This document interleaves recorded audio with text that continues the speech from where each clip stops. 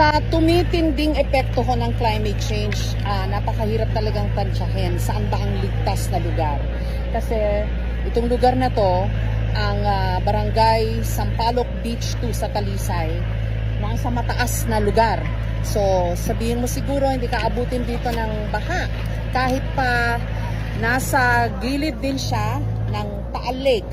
Kaso dahil sa mga ulan na dulot ni Bagyong Christine, na nagtuloy-tuloy ng 2 araw daw, sabi ho ng mga taga rito, dumausdos yung lupa mula ho dun sa bundok at tumabon dun sa mga kabahayan na narito po, na ngayon ay natabunan na nga po ng lupa.